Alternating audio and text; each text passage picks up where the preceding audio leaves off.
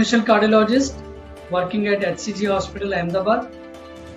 I am having my own clinic called as Krish Heart Care Clinic, which is at Vijay Cross Road in Ahmedabad only.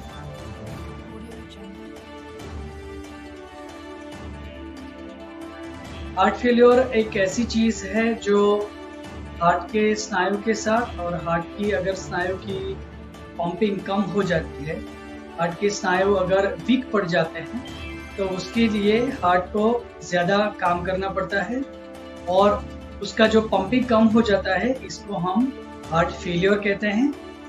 और वो हमेशा अगर किसी को heart attack आया हो या किसी का ब्लड प्रेशर बहुत ज़्यादा बढ़ गया हो या हार्ट के स्नायु को किसी भी हालत में कहीं से भी नुकसान पहुंचा हो, उससे बनता है, जिसको हम बोलते हैं हार्ट फेलियर।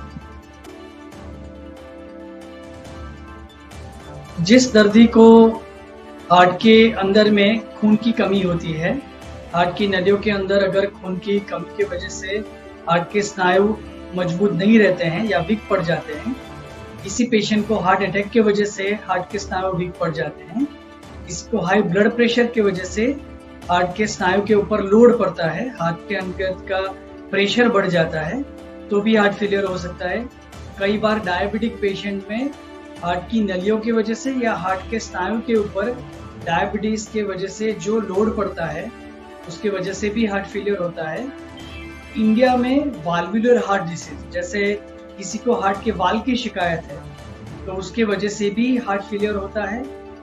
और खास करके जो बच्चे हैं उसमें कंजेनाइटल हार्ट डिजीज होता है, जिसके अंदर वे भी हार्ट के स्नायु और हार्ट के वाल्व के अंदर की तकलीफ की वजह से हार्ट फेलियर होता है।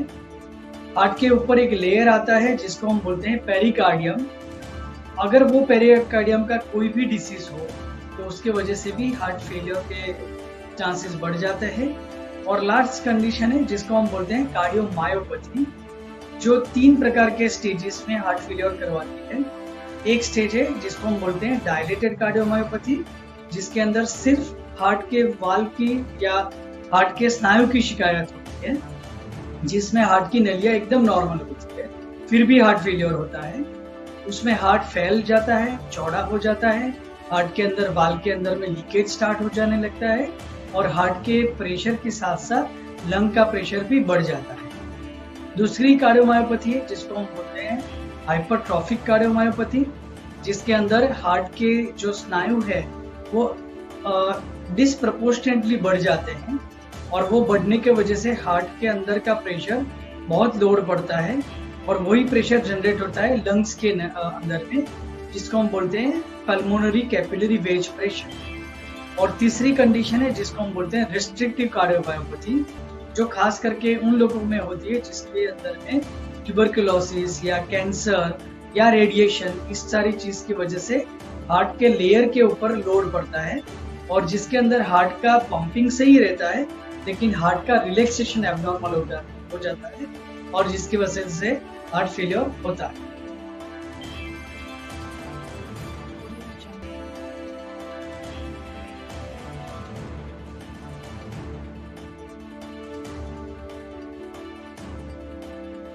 हार्ट फेलियर के कॉमन सिम्टम्स हैं। सबसे कॉमन सिम्टम्स है डिफिकल्टी इन ब्रीथिंग, सांस में तकलीफ होना, चलते वक्त सांस फूल जाना, बहुत सी थकान महसूस होना, धड़कन बढ़ जाना और कई बार छाती के अंदर में धड़कन बढ़ जाने की वजह से छाती के अंदर पेन भी होता है।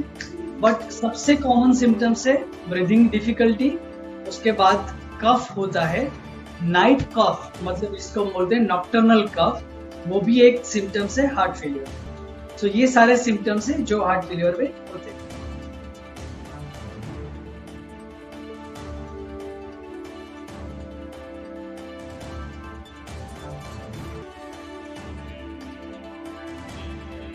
तो हार्ट फेलियर हम 3 तरह से बेसिकली डायग्नोज करते हैं। एक है ईसीजी, जिसको हम सिंपल भाषा में इलेक्ट्रोकार्डियोग्राम या ईसीजी बोलते हैं, जिससे मुझे पता चलता है कि हार्ट के अंदर में कोई खून की कमी की वजह से तो हार्ट फेलियर नहीं होगा। दूसरी इंपॉर्टेंट चीज है जिसको हम बोलते हैं इकोकार्डियोग्राफी, जिसके अंदर हार्ट के स्ट्रक्चरल जो भी चेंजेस हैं, आइदर वाल्व की वजह से हार्ट के स्नायु के वजह से, लीकेज के वजह से, या फिर हार्ट के ऊपर का जो लेयर है उसके डिजीज के वजह से, वो सारी चीजें हमको इकोकार्डियोग्राफी में पता चल जाती है।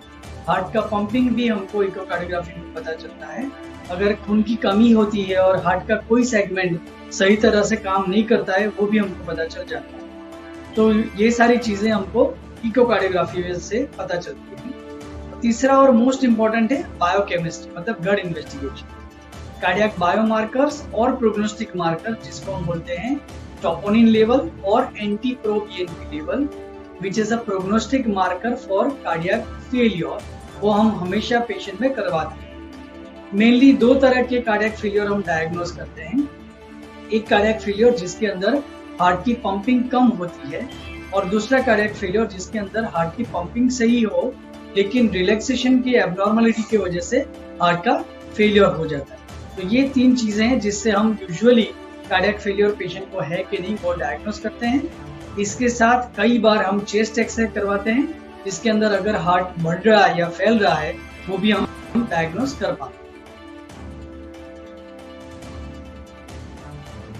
Message to the patient is के हार्ट फेलियर के ये जो मैंने भी अभी आपको जो भी चिन्ह या आपको सिम्टम्स बताए, अगर वो पेशेंट को होते हैं, पेशेंट को अंडरलाइंग रिस्क फैक्टर है तो उनको रेगुलरली चेकअप करवाना चाहिए।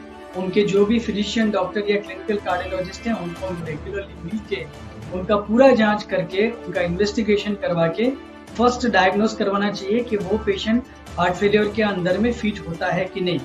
अगर होता है तो उसकी जो भी मैंने अभी आपको ट्रीटमेंट बताई वो ट्रीटमेंट करवानी चाहिए। By and large heart failure is a controllable condition, you can definitely control. Exercise के अंदर में बहुत ही ग्रेडेड फॉर्म ऑफ एक्सरसाइज करनी चाहिए।